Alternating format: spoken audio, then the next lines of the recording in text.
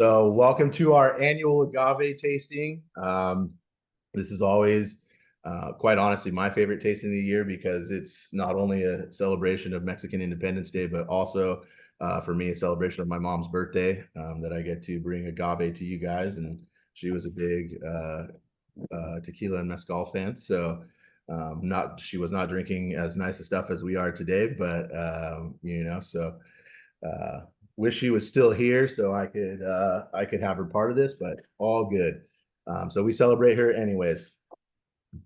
Today we've got six different producers that we're going to have on, and we have a few that are going to be joining us. Drew will be, and Drew Garrison is joining us. For those of you that have done our agave tastings in the past or a rum tasting, Drew has led us through those over time, and so we appreciate him joining again. And we also have Flor and Sal from Salvadores, who are also joining us, and then Marshall, who represents Arquitecto. He was supposed to join. We'll see if he is going to or not. I know he's trying to check into a hotel, so he may be having issues with that. But super excited. So let's get going. Drew, you want to introduce yourself a little bit, and then he's our MC, and then we'll get going. Yeah. My name's Drew, and I work as a spirits broker up in Northern California. I've done a lot of these things with Nando over the last couple of years, and I always look forward to this as well for the reasons that he had listed, and plus he always sends me them for free, so that's always great. So it's really really comes up Drew in that situation. But yeah, basically, my day-to-day stuff is bringing products into the country and then distribute them all throughout Northern California, and doing tastings like this. I've done them all over the world. I've got to hang out with really cool people, and you guys get to join a great group that have done that as well. So I'm excited. We're also super super fortunate to have actually some of the people who make it here today, which is as much as I might think I know, it pales in comparison to the real experts. So it's really great to have that kind of interactions too. So definitely take advantage of their time and stuff and their expertise while we're on it. And I think if I think everyone has been on one of these tastings before, but obviously make it interactive. If you have something to say, go ahead and do that. And there's really no stupid questions or comments or anything like that. Like, it's drinking at the end of the day. So this should be fun, right? Um, Absolutely. That's rule number one. Let's have some fun. yeah, and my Jets won Nothing today, wrong with so that. I'm actually going to be in a good mood. Usually that doesn't happen on these tastings around this time, so it's a good mix up. It's There a we really good go. mix up. There we go. Do we want to wait for Marshall? I don't know if Um, Marshall's going to make it, so I'm going to wing this a little bit. So those of you, if you haven't poured it yet, go ahead and pour it, Arquitecto. Um, this one is from NOM 1146. So I believe this is an independent bottling of that, or a bottling of NOM 1146, which is the same NOM that does, I believe, I want to say, is that Cascaween? nope. They do like Cimarron, Don Fulano, Fuente Yes. Seca, Yes, yes. uh, Terza Llorona. So they have some cool stuff that's coming out of there. Of course, and then there's an Artanam as well. Yes. We are going to do some Coscaween stuff next, so don't worry. We'll Oh, still get your fix in. there you go. Beautiful. But yeah, so one of the things and I'm not sure like what people know and what they don't know and all that fun stuff. So if there's at any point where people are kind of like, hey, stop assuming I know things, just go ahead and interrupt, and that way we can make sure we cover that stuff. But one of the things that Fernando just mentioned was a nom. So you're not going to see them on our little sample bottles, but on every bottle of tequila, you will see a nom number, and that's going to be the designated number that is assigned to every distillery throughout Mexico in the tequila production. So what that allows you to do is to kind of research the different tequilas and things like that. So like one of the things that I love about that is that if you end up falling in love with the tequila, you can see what else is produced there. You can also see how it's produced and kind of try to figure out, what you like about that tequila. Knowledge is power and all that fun stuff. And then, then you can also find out if, if you end up really liking something, that it might come from like a big production house. Similar to an MGP in the States with like, making hundreds and hundreds of different whiskeys. We have tequila distilleries that do the same thing. And there's nothing wrong with that. But it's like, let's say you fall in love with a certain profile, you might be able to find it at a price that you like more, via looking that up. And the way that you can look it up is by visiting the website Tequila Matchmaker. You can also, there's also an app that you can download where you can either research the brand name or the nom, which is really cool. And I highly recommend that. And I will say it's kind of, once you start, it is hard to stop, because then you want to know like where everything comes from. And then you get to my point where you have to start blind tasting things because you have biases and things like that. So I wish I knew more about this tequila, because with Marshall supposed to be on it, I was like, well, I'm not going to look into that one, because he sent me a bottle. I was so excited about it. I've been wanting this bottle for multiple years, but yeah, I was hoping to default to the real expert on this one. Yeah, so this one's done by Enrique Fonseca. So at NOM 1146, and then I know Arquitecto. I know they have a big push on sustainability, which is a big kind of keyword, I think, around a lot of agave products these days. Worried about over harvesting and making sure that they have a path forward over the next generation or so, right? So yeah, and I wish Marshall was here. He was supposed to. I apologize, guys. He was supposed to be on this, but this is actually not in California retail right now. I'm working with Marshall, so if you guys like this, I know High Times will bring this in and buy a few cases to bring it in. So let me know if you guys do like this at the end of the tasting, and if you're looking for a bottle, I can certainly help you there. But it's not actually technically in retail yet. It is only in on-prem, so it's going to be on your restaurants and bars that you can find it right now. Marshall's out of San Diego, so I know he's pushing hard in that market, but he will be making his way north in LA and here in Orange County, and then I'm sure eventually up north, like the Sacramento markets as well. True north. Yeah. Do we have anybody on this tasting that this is their first time doing a tasting? Okay, so Steve, first time doing an agave tasting. Yes. Yeah. Tasting. Same for me.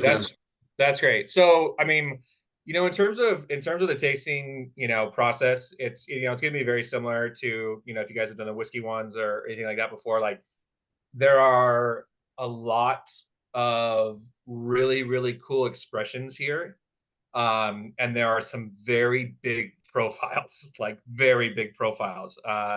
Pretty confident everyone's palate will be completely blown out by the end. So with that being said, one of the things that I was kind of recommend in a situation like this with bigger expressions and whatnot, and I should have said this before you guys like fully poured it, but if you can, try to save some for the end, but if not, don't worry about it either. Between each expression, if you guys like have something that you can kind of clean your palate, whether that be like soda water or mineral water, just something like that to kind of neutralize it, I would highly recommend that. Also, as we move from one to the next, I do the 4-sip method. This is what I do when I'm evaluating new spirits and things like that, just to kind of give them all the fairest assessment. Like, because I usually do taste in a situation similar to this, where there are 5 to 10 different expressions that I have to try to see if I'm going to distribute them or bring them into the country. So I try to give them the same, palate. I also do it like first thing in the morning, which obviously we're way past that. It's before I have coffee, before I have anything else, I can really kind of, hamper my taste buds. Plus you can't drink all day unless you start in the morning. So, exactly. There's that as well. But as you move from this one to the next, what I do is I'll take a small sip, I'll move that around my palate, and then as soon as that initial burn goes away, I do another small sip and do the same thing. I just go left, right, top, bottom, and it's really just trying to coat my entire mouth with the entire distillate. By that third sip, you're going to start to really kind of get what that producer was going for. And then by that fourth sip, you should only be drinking that distillate. It's going to be really important as we get into like expression number 3 and beyond, because then you're really going to be having a bunch of different stuff on your palate and a lot of people at the party. So this is a way to kind of readjust your palate to each expression, and then that way you're only tasting that one and not a blend of like 1 and 3 or 2 and 4 or whatever the combination can be. This is something that if you're not already doing this when you're trying spirits or wines or beers or anything like that, I highly recommend it. I like to say that this is a great way to stop yourself from getting wineryed, which is to say you go wine tasting, get some wine, have it in your house 3 weeks later, you're like, why does this stuff suck? It's like, because it was a blend of all the other things, and your kitchen might be beautiful, but it's not as beautiful as a winery and all those different factors. So slowing yourself down with this tasting and really trying each individual one, I think is going to be really beneficial for you guys. And you're gonna be able to pick up just a lot more. Again, we have some super, super intense flavor profiles here, and they're going to be really all over the place. The other thing I would encourage everybody is like, whatever you're tasting, just throw it out there. Like, there's not really a right or wrong answer, especially with the stuff that we're drinking today, because a lot of it is unfamiliar and, in all honesty, just super difficult to describe. So like, whatever you guys kind of grasp onto, go for it. But with all that ranting and raving and things like that, what do we think of the first tequila? Good, but not. Anybody hate it? It's okay. Marshall's not here, so he won't find out.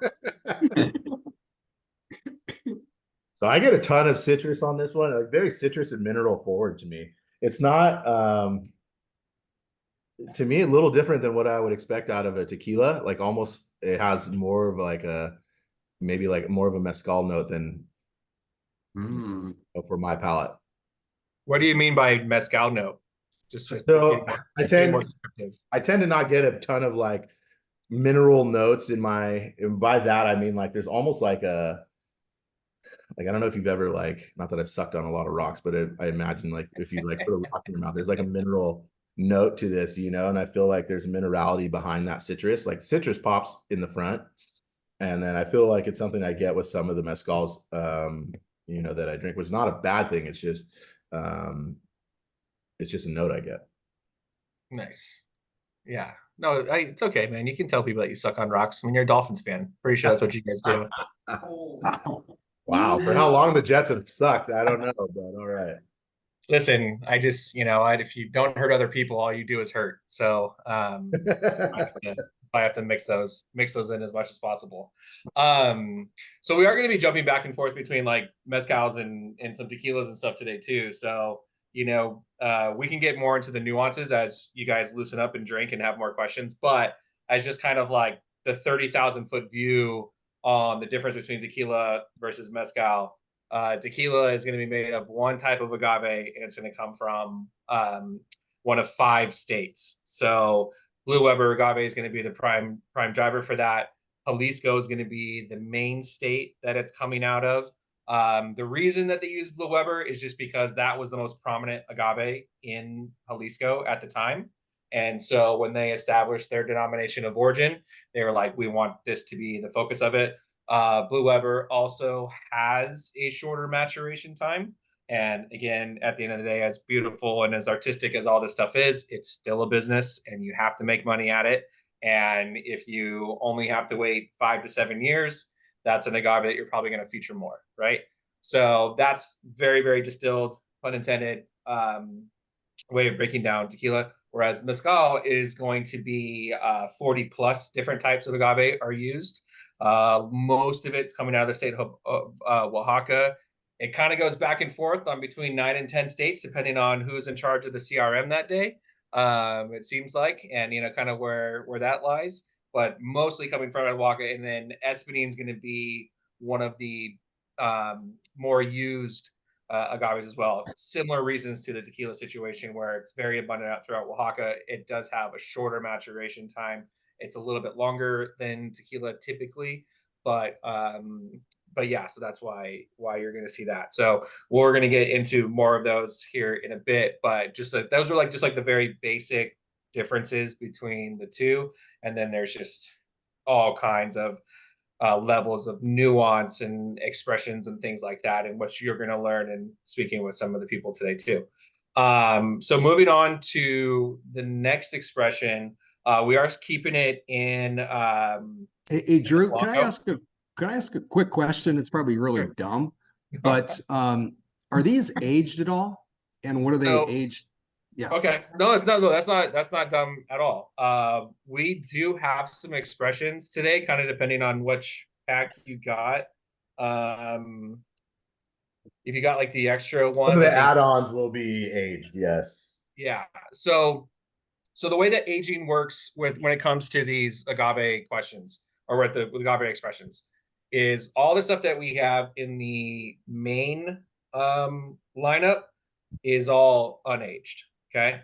Now there will be situations where some of these expressions might be rested, but they're usually rested in some sort of neutral vessel. So that could be steel, that could be glass. It just kind of depends on preferences and things like that. And that could, I know people that have laid down agave for multiple years, and sometimes they just do it for a few months just to kind of let it calm down after the chemical change that it just went through, right? When it comes to age statements and things like that, or when it on agave products, it is the same for mezcal and for tequila.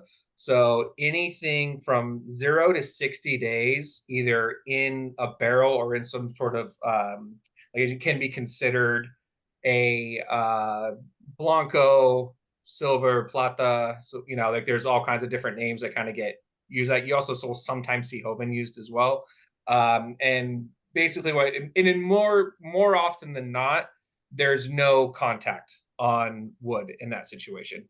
That's not always the case. There are no absolutes in agave, but more often than not, it's going to have like no age. It's probably just put in a steel vat or in glass, and then eventually move to bottle.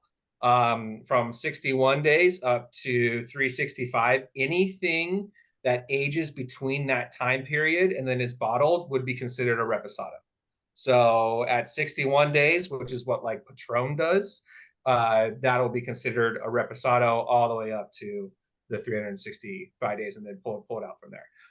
Anything over from 1 year to 3 years is going to be considered an añejo, and then anything over that will be considered an extra añejo. So those are good, and those are going to be the rules across both tequila and mezcal. There's some other things again that kind of make it a little bit complicated. Like there's some weird, if your barrels are too big, like there's a one that El Tecleno does where they call it a reposado rare, where they end up aging it in like a barrel that's way bigger than their usual standards. And so that's where it gets like really complicated and different and things like that. The other thing that you have to worry about within the tequila world is there are a lot of use of like additives. So like, in the Scotch whiskey world, we have things like E150. Those exist within the tequila world as well. So we do have coloring agents, but then we also have sweetening agents as well. Glycerin's kind of the most notorious offender in that situation. In tequila production, you're allowed to add up to 1% additives and not have to disclose that. It doesn't sound like a lot, but if you're doing 100,000 gallon tanks of things, like that gets pretty egregious fast, right? And it also becomes usually pretty obvious, like people who are using stuff versus who aren't. Again, like you're looking at if you're looking at like the reposado that is part of like the winter blend one, it's like, it's kind of like this like straw hue to it, because there's only so much that a barrel can do. And again, even though you're in a hotter environment down in Mexico, it's like that barrel is only going to be able to give so much, right? And because it is a relatively short amount of time. But as of today, very long-winded answer, we're just doing unaged stuff. But I would definitely encourage people. I mean, that's my preference, but obviously everybody has different preferences. I love unaged things. I think agave is the most interesting base product in all of spirits production because it's so unique from one to the next, that you don't really need too many other factors to, fancy it up or anything. But it's, there are some people who do really amazing jobs with that as well. So yeah, if you haven't already, please pour yourself the Wild Common. So it's still a Blanco. The difference between what we just had with the first expression versus this one is that this is the Wild Common still strength. So basically what that means is that they are distilling to proof, and this is what it comes off at. So this is going to be a 100 proof expression. This has become very popular in tequila production over the last couple of years. Mezcal historically has always been higher ABVs, but with the growing popularity of mezcal, now you're starting to see a lot more people doing it in the tequila world. Also, what it does, and again, things always coming back to that nasty secret that this is a business and not just art. If you have a still strength, that means that you have 2 expressions now, so you have more things to sell. So that is also plays into a factor. I think it kind of just depends on preference and things like that. What makes this stuff really interesting, they do a wild yeast fermentation as well, which you tend to see a little bit more in the mezcal worlds, but with Wild Common, they wanted to do that in the tequila world, so it kind of adds a little bit more oomph to that flavor profile. It does come from NOM 1123, so that is the Cazcanes distillery. It's one of the more kind of like culty distilleries. A lot of big fanfare coming out of there. Chava Rosales is really, really popular. People love his stuff. This brand was started by him, but then also he was a former National Geographic photographer who just kind of fell in love with Mexico while he was there, and he's like one of the few people that's actually been able to convince the Rosales family to do a brand for him. So he's obviously got some sales skills as well, and I think they came out with a pretty great expression. What do you guys think of it thus far? We are jumping up quite a bit in proof, just FYI. So get your palate prepared for this. So, I mean, we kind of completely devastated it at the very end, so it is what it is. Even though that's the point. Full on desecration through this whole tasting. I thought this one, although higher in proof, was actually did not taste as hot, but got more fruit, shall we say, and but a longer finish. Oh, I love that.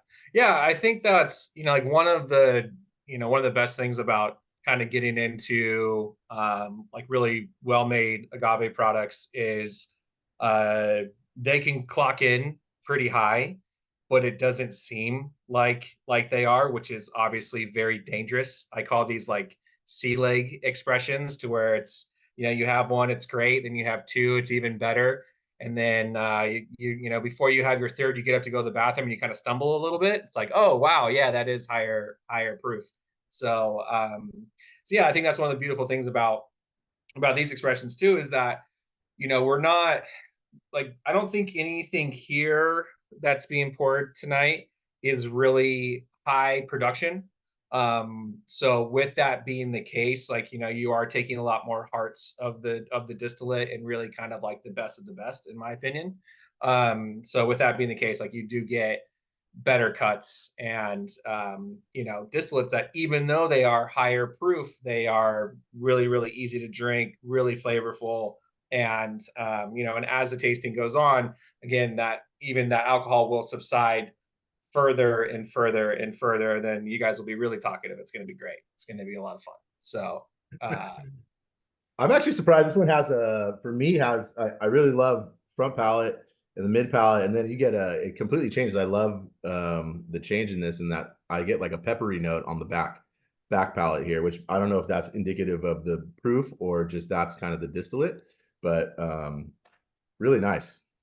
I've actually never had Wild Common, and I have like 3 or 4 people who religiously tell me that Wild Common is their favorite tequila. So out of the entire lineup today, this is actually the only one that I work with. And it's weird because it's also one of the first times that I've worked with a kind of like an internet darling, if you will. A lot of people thought the different like enthusiast groups and things like that really sing the praise of this. I mean, it all comes down to Chava and just his talent level and things like that. So it's really easy to sell stuff from, you know, producers who are already considered rock stars, and then to kind of tweak it just a little bit, the stuff that people are used to having from them. So it's a lot of fun to be able to try the stuff and see, even though we've had so much good stuff from this distillery, that you can still have some expressions that just are a little bit different, you know, and all that. So it's fun. They also do they do a reposado as well. Of course, then they do have a their standard Blanco, which is actually at 43%. You know, eventually they might release some stuff. They're just waiting for it to, you know, come of age. And then they do have a line of mezcals as well, which is pretty cool. So overall, really great brand. We're still building it up, trying to get it out to more places. Definitely more available than the first one, but still something that you kind of have to, you know, if you guys like it, you know, please go to your local retailer and ask for it, because that is what makes the biggest difference in the world. Yeah, and I know they have this at High Time. They have the whole Wild Common lineup at High Time, but it kind of depends on where everyone's at. I think most people here are Southern California, actually. So, but a few of you are in LA. So KNL probably also is a big Wild Common location. And had I realized this was Cascouin, I was at the same place that Cascouin's done, I would have pushed harder for one of the limited edition Cascouins that I think I could have got. But next year.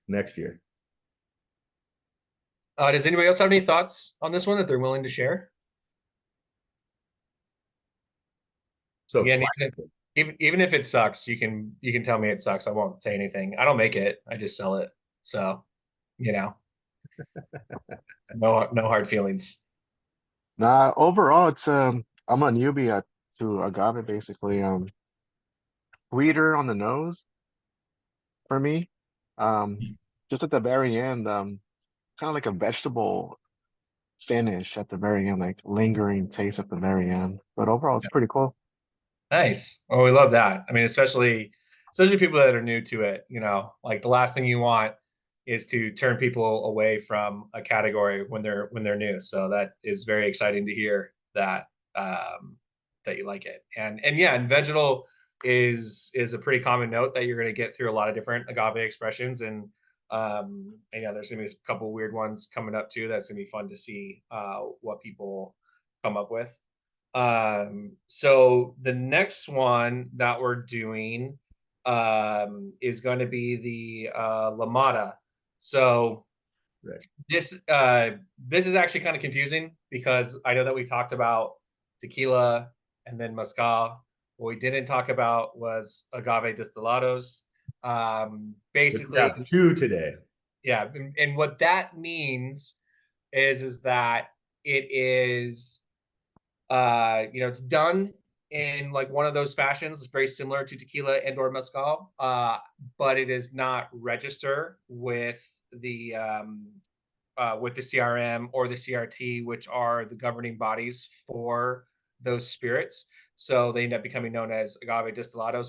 Basically, what's happened over the last 10 years is, as mezcal has become more popular, it's become increasingly harder for certain people to get certifications. There are states that have long history of agave production that have been left out of certain certifications for political reasons. And sometimes it's for financial reasons. Other times they might be in remote areas where they're not going to be, it's a little bit harder to get to. I believe this one is from Tamaulipas, right, Fernando? Great question. This is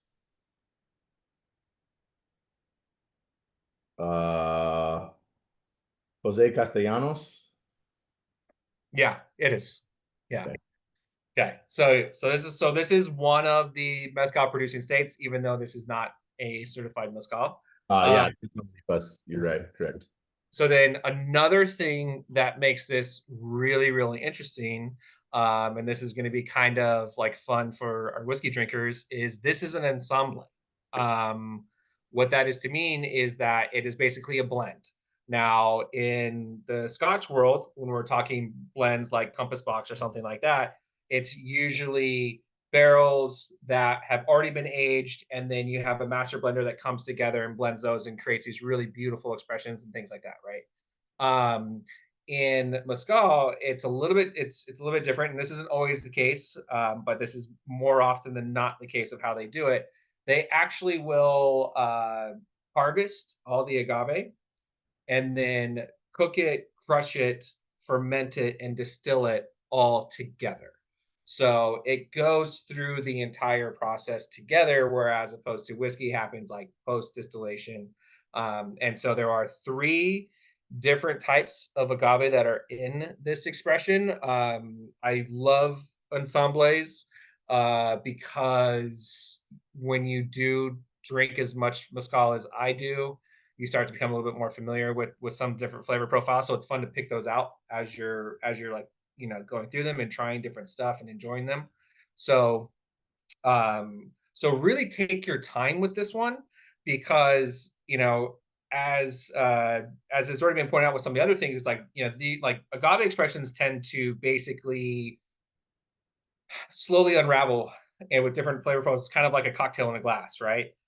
When it comes to ensembles, like they are usually out of this world, and we're definitely seeing that in the comments so far, is that it is way different.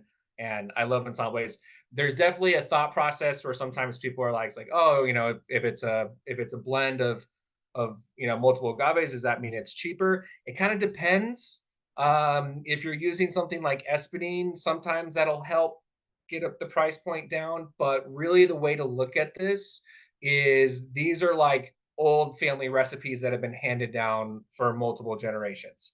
And because agave has so many different sporadic maturation times, and it kind of became a situation where, you know, whoever was producing the mezcal, you know, in that town in Mexico would be like, okay, this is ready, this is ready, this is ready. I know that these agaves go together with these agaves if we use this percentage versus that percentage.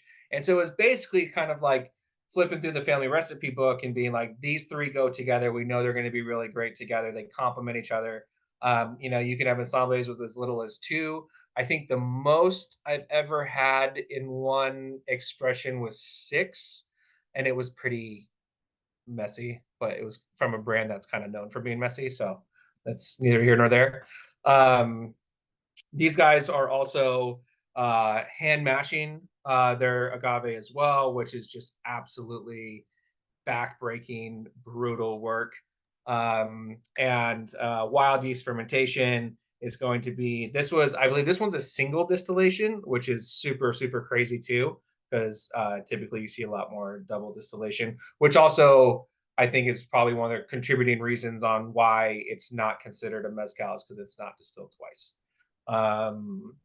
But this is actually twice distilled. Oh, that one is it? The other is it? Oh, maybe it's the Rezpiral. Is it? Am I confusing? Am I confusing the Rezpiral? Yeah, it's twice in inox and Cooper. Oh, there you go. I'm assuming that's supposed to say copper, but You're not supposed to say copper. Yeah, I like this, and it seems like I got some dogs here, I got a lot of family here, but it seems the first taste is actually a little peppery, and then but it's a smooth finish, and I like this amongst the 2 other ones that we've already tried. Nice. Well, I mean, you also got to think that now your palate is really starting to loosen up, right? And so the thought process in putting together kind of the sequence of these things too is that we're trying to up the ante in terms of flavor profile with each expression, right? So the more that your palate opens up to it, and it's like it's now being conditioned, like, oh, we're drinking booze right now. Like it's conditioned itself to that. You should start to get more and more flavor profiles, and then and then eventually you'll just lose it all together, and it'll just be a shit show. But we're not there yet. But anybody else? Anybody else really like it? Anybody else have anything like this before? I will say this is by far the most complex of everything we've tasted so far by a lot. Because I have the feel I agree with you that well, because I have to agree with you, but if you let this sit in the glass for a while, I feel like over 10 minutes, this changes in the glass. This is my favorite. It's like you get funk on the nose and then a little pepper, but something I rarely say is I'm getting like candy. It's not caramel, but it's kind of like, those hard caramel candies. Yeah. I was getting caramel on this, which really, really shocked me. Oh, that's interesting. But I would buy this. I would run out and buy this in a second. That's great. That's what we want to hear. And I mean, and some of the things that you guys should be aware of as well is like I said, we're dealing with a lot of small production runs and stuff like that. And typically with this brand, most of the batches that they come at, like, they'll be as little as 40 liters all the way up to about 200 is kind of like the max. I don't know if it's on that bottle, Nando. This is 75, which is still pretty small, like very small. Oh, I mean, what Jack Daniels does that in 3 minutes, Yeah. So which speaks a lot to like I really love after last year, I think I've watched like 4 or 5 different agave documentaries, and it's just insane like how much work and effort goes into producing these spirits. And not to say that if you're working on a malting floor that you're not working hard, but like it's wild the amount of work that goes into this for such a small production in terms of like the amount of bottles you're going to get out of it, and then once it's gone, it's gone. So, and I found this in the middle of nowhere in Lake Arrowhead, Little Bear Spirit Shop, which is in Lake Arrowhead, on the backside of Lake Arrowhead, Running Springs. They had this sitting there, and I was like, I've never had Lamata. I don't know anything about it, but I've talked to that owner a few times, and I was like, screw it, let's grab it and see what it does. So, and then Drew didn't say no for me to put this in. So, no, I love it. I mean, and so Nano put the percentages in there. So, coming into this, I only recognize one of these agaves. Now, there's also, like I said, there's 40 plus different types of agaves that get used for mezcal production. There's also lots of like local names that get used for things. Like the one I'm most familiar with, and most of us are going to be familiar with, are Americanas. Americanas grow up and down the West Coast as well. Just as a reference point for that agave, that's anywhere from like 14 to 18 years before it fully matures and they're able to harvest it. So, again, in addition to quite literally back-breaking labor, you're also waiting, multiple years just for something to be ready to only be used once, and then it's on to the next thing, and you're only getting 75 liters out of it. This brand in general is really awesome. They find these really cool expressions from a lot of different states throughout Mexico. A lot of them, so like I actually have one that Tohono Mercado up in San Francisco did. They did their own batch out of Durango, which is one of my favorite producing states. So you can really get exposed to a lot of really cool small time expressions through this brand. I can't recommend it high enough. I'm glad that it's already resonating with some people. Does anybody else want to share before we move on to the next one? Say let's give it a minute before we move, and then we can prep. Flor and Sal, you are up next. I like you leading these because you're way faster than Nando on the pours. We'd still be on one. If Nando was doing Hey, we'd this, be at 2 by now at least, but maybe at 2. Well, I think first of all, I've got to hear Sal talk before, and he is way more interesting than I am. So I'm kind of like just trying to get you guys to that. But yeah, no, I think this is, again, we'll try some things, hit you guys with with some pertinent information, and then get you on to the next one, because eventually this is going to turn into a shit show anyways. So it's just like, let's have all these expressions open and in front of you, and then we can kind of go back and forth and we can try different things. And because that's what happens with mezcal tastings always, is that eventually, yeah, we have an order, but then you're just flying all over the place. So we're just going to get to that point eventually. I've done enough of these to know how this goes. so on that, no shit shows around here. We're gonna keep it together. Louis, this is a Louis liquor pick. Salvadores. Let me tell you, I accidentally opened this early. This is the only one I tried before this tasting.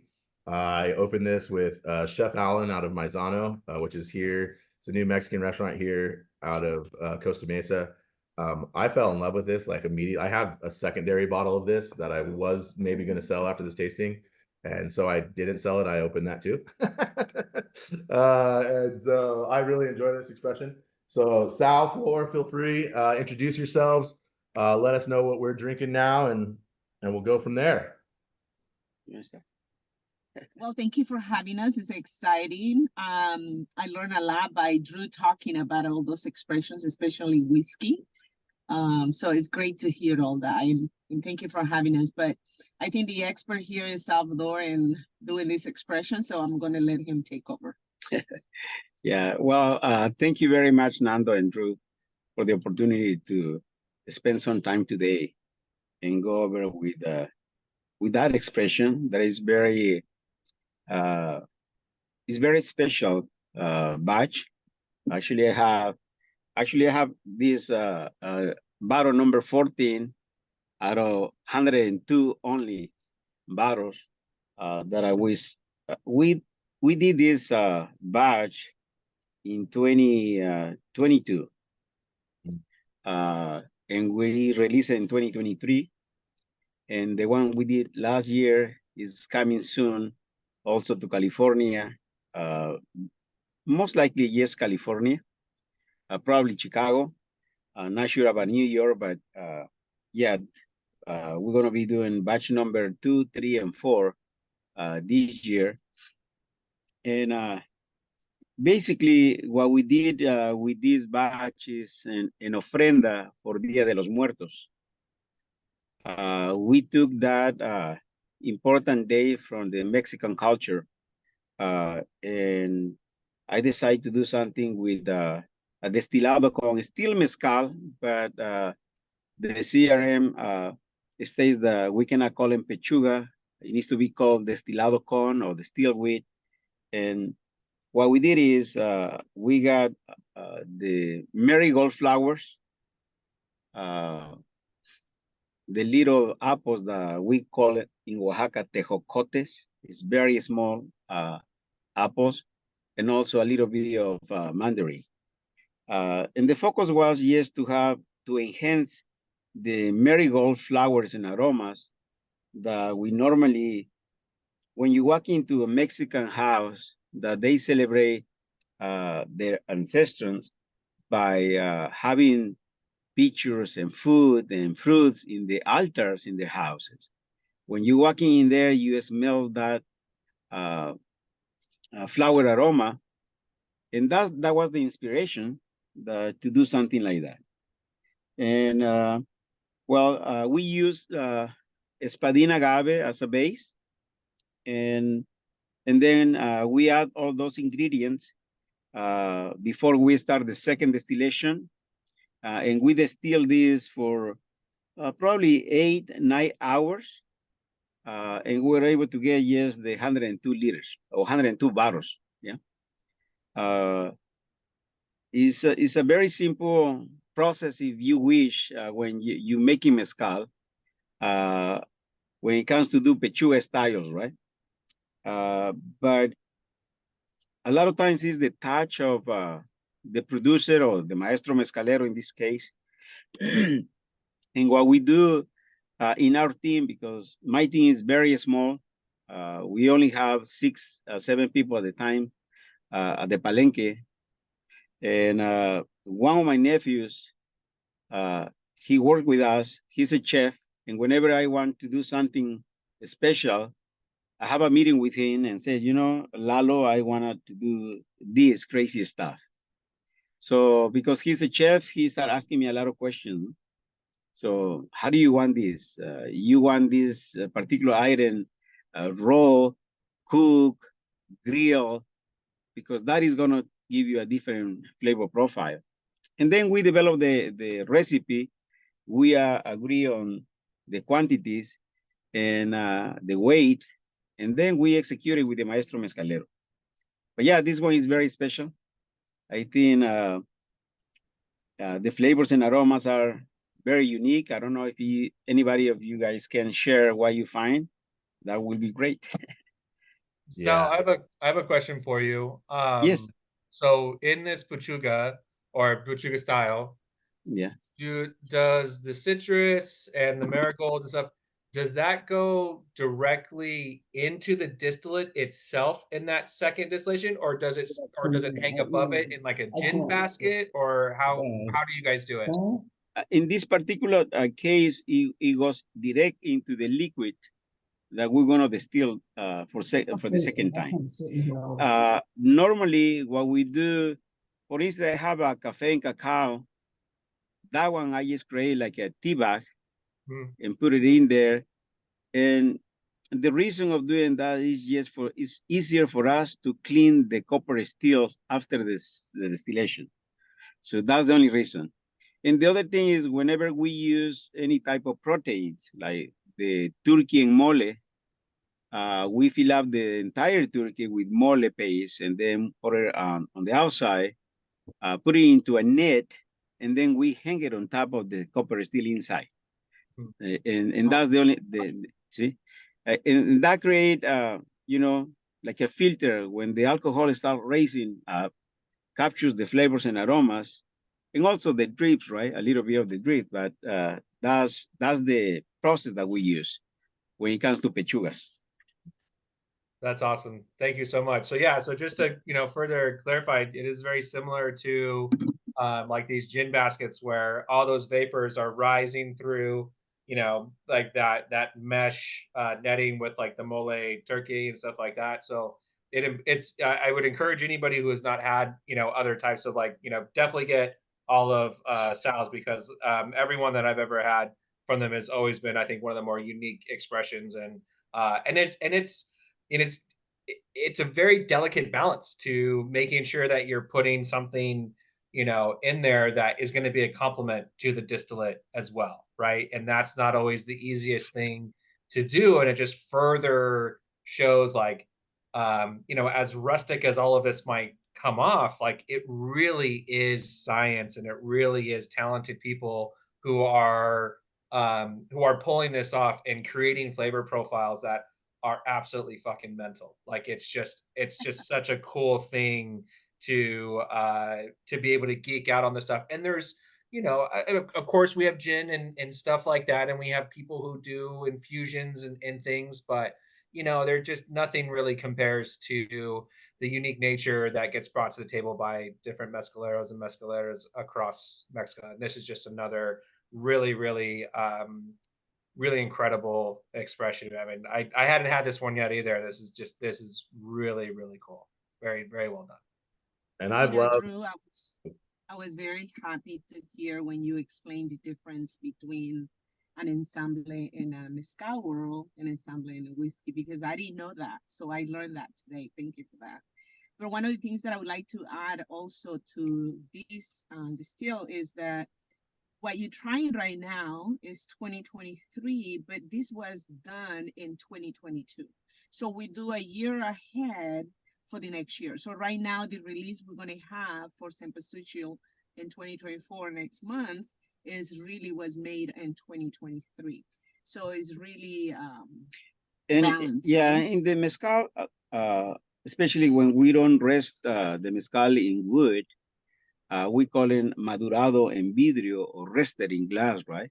So the longer that is in glass, the better it gets. It gets really well balanced, and all the molecules start, pulling together, and then it is more. It's not jumping around on the flavors, and things try to grab exactly what you finding, but it is more soft. Still, the ABV may be higher, or the same is the same.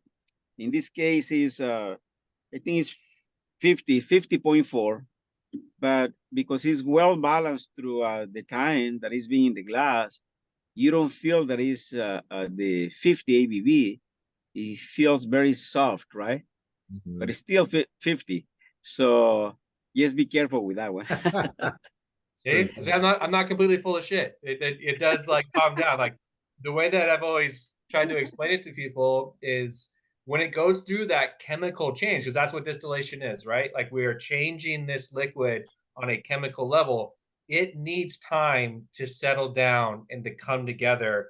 And the more patient that these producers are able to be, the better the yields, in my opinion, they end up being. It's just kind of like, it's like it's waiting for a good thing. So to be able to let that stuff sit in glass where there's no more flavor influence, right? So it's not like, just like Sal said, there's no wood, there's no other factor coming in that's going to change the profile. It's just taking that very specific recipe that these guys know works.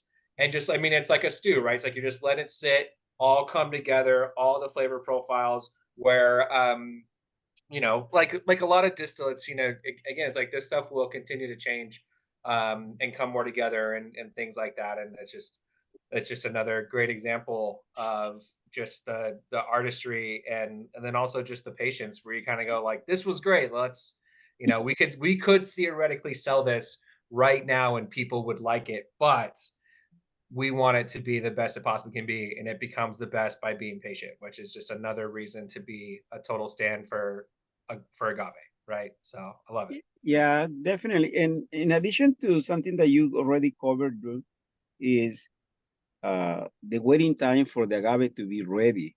In Oaxaca, we have about 45 different type of agaves. Most of them are wild. That the waiting time varies from 11, 12 years up to 25 or 30 years for the plant to be ready, then harvest. And then the really hard work begins because the process takes between 30 to 40 days from start to finish. And the variance between those 10 days is the weather temperature. During the summer days, the fermentation works really quick, and we can have ready to distill a fermentation after 5-6 days. But during the winter, then we had to wait 10, 11, sometimes 15 days for the fermentation tabs to be ready. And that changed also the flavor profile because during the day, the fermentation start moving, working, and then during the nights when it's cold, it stops and then continues the next day. So the flavor profile will change not only because of the type of agave, but how long it's been during the fermentation process. And obviously, the touch of the maestro mezcalero when they distill it, how long they take to distill it, how many liters of heads and tails they remove to be able to just concentrate on the heart or the body. So there is a lot of things that influence the final product, right? So, but yeah, thank you, Drew, for explaining all those things to the group. I think it's very important to acknowledge the type of work that we put into making a mezcal and be able to recognize that. And after you try and you like it, give the respect to the plant, because for me, a bottle of mezcal is not just something to get drunk. For me, it's a gift from motherland that gives us the opportunity to try something from a plant that has been up there for 10 to 25 years. And that's something that to think about, right? Yeah, so. I love that, Sal. One of the things I was hoping that you might be able to talk about when it comes to, your guys' production is using wild yeast fermentation is always going to be a major factor, right?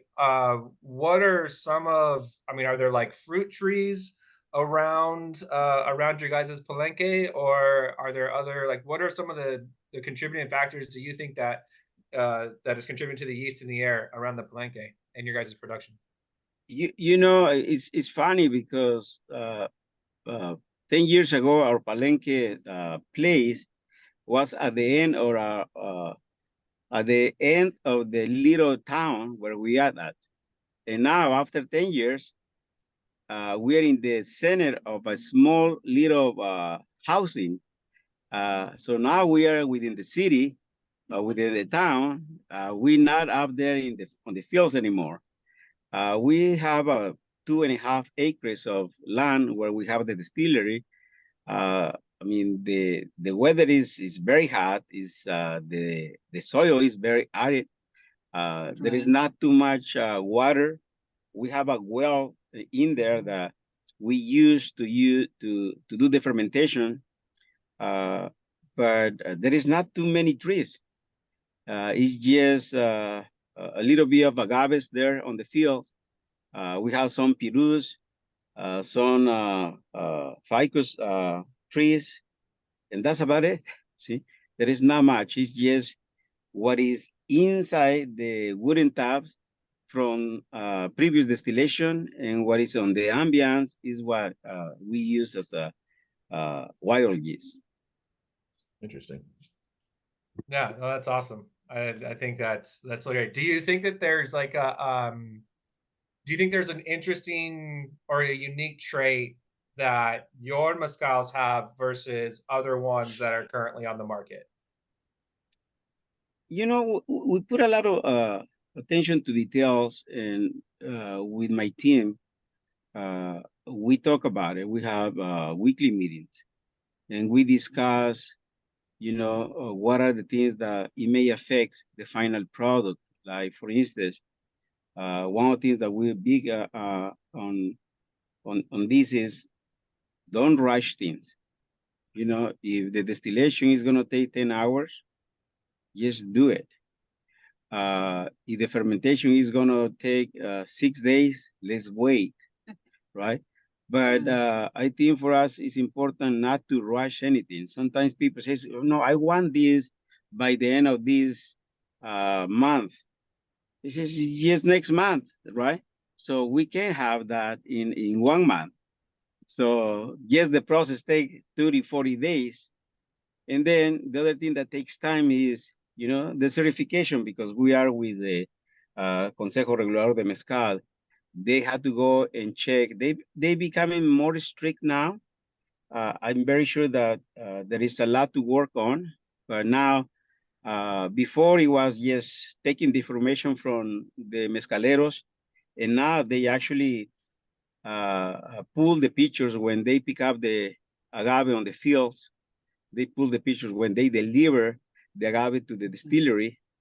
They want to see the receipt of the scale to see how many kilos we brought in, how many kilos we pull out of the oven, how many kilos we smash, and how many kilos we put into each wooden tab.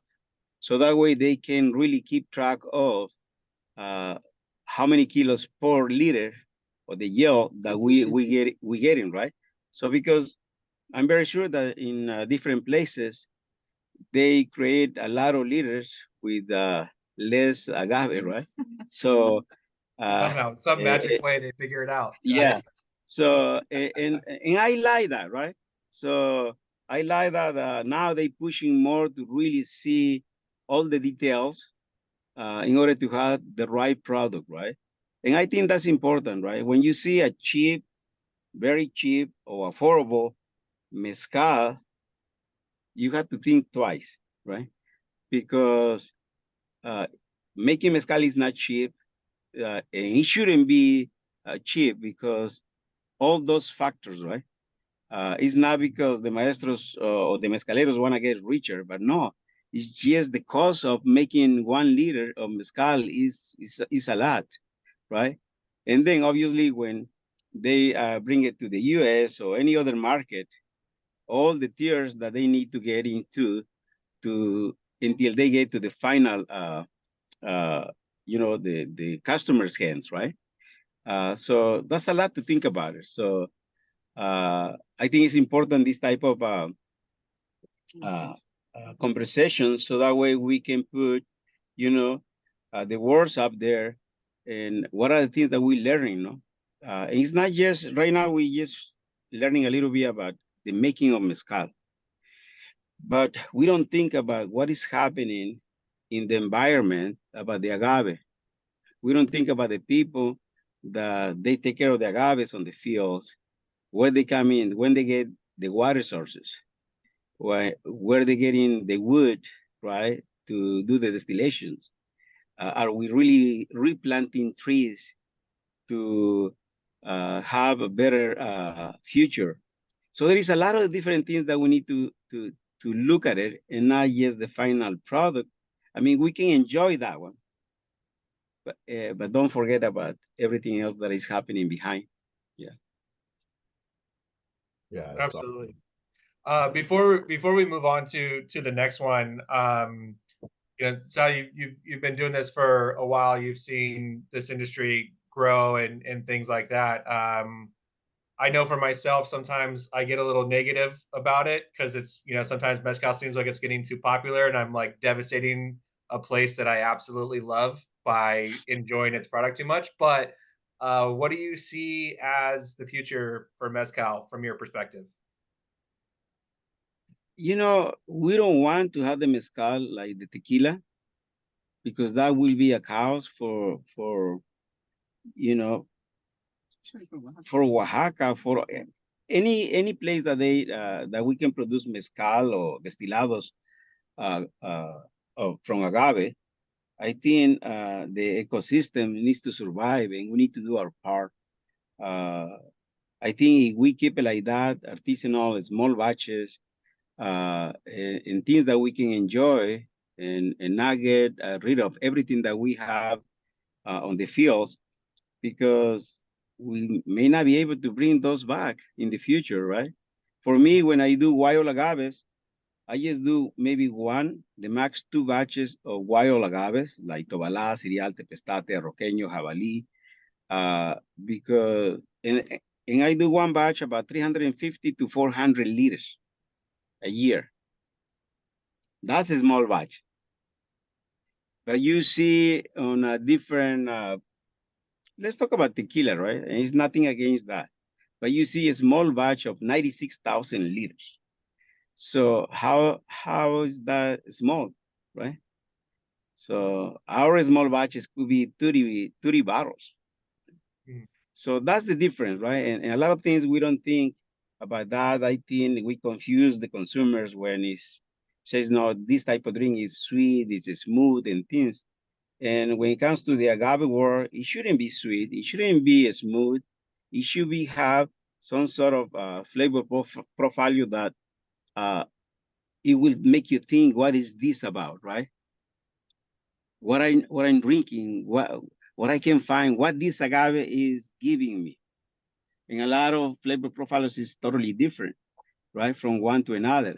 And that's the beauty about the mezcal drinks. But I know I'm taking too much time, so That's okay. No, that's why I went fast, because you're way more interesting. That's yeah. I mean, I think everyone would agree with that, and I have no problem admitting it. So Sal, that was amazing. Thank you so much. Thank you. And I will Thank say you for the time. Absolutely, Sal and Flor. I will say this one, and Andy put this in the chat earlier, but the creamsicle I get on this immediately in the glass is like wild. It's unlike anything I've tasted in agave before. So I was so glad to open this. I get the same thing I got when we opened this bottle with Chef Allen. And for those of you that don't know, I mean, Salvadores, I was introduced to them or their bottlings by a restaurant called Porch and Swing that's no longer around. And the first day we opened, we had that cafe y cacao expression. We had this mole expression, and then we had a maíz expression, and also a buffalo, the buffalo pechuga, I think. And I went home with 3 bottles that day, which is not normal for me because I don't have room for anything. But the maíz we put in last year's tasting. So, thank you guys for jumping on a second year in a row. This mole is a personal favorite bottling of mine because when we first opened this, and it's a little bit more oxidized now, but when we first opened it, it just reminded me of my grandma's mole immediately. And I absolutely love that. And I love that about spirits, that, it can take you somewhere that you've been or give you a memory, and absolutely I got that out of that and I loved it. Also want to say that I didn't realize on the ofrenda here, I had never looked at that in detail, that you have other Salvadores bottles on there, which is awesome. It's a great way to promote yourself. I like that. My ofrenda goes up October 1st, so we'll put a bottle of Salvadores. This will probably be on there, I'm sure. I also would like to add that Salvador is so creative that we have 24 expressions now, but if not, I didn't balance him out, we will have 50 by now, okay? But just with that, I would like Salvador to tell you a little bit more about the expressions that are coming up, and I'm telling you this because I think most of you don't know this, but I don't drink. And we have a mezcal, but I have here who taste them all for me. So hey, we don't drink either. We just taste. That's all. Nando, that when we go to parties, Salvador loves it because they give us both. But he drinks one, I get the empty one, and he gets mine. So he gets double in every party we go. I don't know what that's like. I understand that. Sounds good. Yeah, but we have some expressions coming up, and I'm very excited about a couple of them, but I want Salvador to tell you those. Yeah, so coming soon is Arroqueño, which is Agave Americana, I believe. And this one is high proof, 55%. I couldn't bring it higher because that's the top for the CRM. But I also have Cucharilla ensamble with espadín. Cucharilla is the Daisy Leon plant from Sotol up in the north states in Mexico. But in Oaxaca, we also have Cucharilla, which is the same type of plant. And we did an ensamble. And I'm going to bring it at 57.7, but it doesn't feel like 50.7, right? It feels like 42 or 43. But that's the one is coming. Right now, we're working on Destilado with tuna, with prickly pear. Prickly pear. And also, it's going to bring Jabalí, a 55 ABV. And the batch number 2 of Destilado con frutos rojos with red fruits and rose petals. I thought I saw that somewhere. It's with Lucy in Louis Liquor in Azusa. Oh, yeah. Okay. I think they're gone. Yeah, they sold out. Yeah. Well, maybe execs can do a barrel pick one of these days, or a batch pick. So yeah, that will be awesome. I'll even come up to LA for that. Okay. Yeah. And then maybe someday we're gonna do, or hopefully soon, do a dinner with you guys. Alan and I talk about it almost every time I go in, and so I wanted to get this out of the way. But once this tasting's done, we'll talk a little more about putting that together. Sure, yeah, that would be great. Where you live, Nando? Because you said I'm right next door to Maizano. So Costa Mesa. Yeah, I'm in Costa Mesa, so right down the street. Perfect. Well, thank you for having us. This has been a pleasure. Thank you for allowing us to listen. I learned a lot, by the way, so thank you. And then thank you guys for joining on it again. I'm sure you will. Right. Cheers, you guys. Thank you so much. I appreciate you guys. Have a great day, guys. Thank you. Enjoy. Thank you. Bye. Thank you, Drew. Bye-bye. Thanks, everybody. Absolutely. And it's always so awesome when we can get the producers on here and the people that are actually in the trenches per se that are doing this. And just like Drew, Drew's been here, year in and year out for us. So I really appreciate when these people can jump on. And I've been a CFO in my life. I've ran a company, and you have zero shot of getting me on a call like this on a weekend or a Friday night or anything. Like, there's just no way. Like, you couldn't pay me enough. And so I just love that people are willing to take time, and like, I'm so grateful for for us to learn and learn firsthand from the people that are actually doing it. So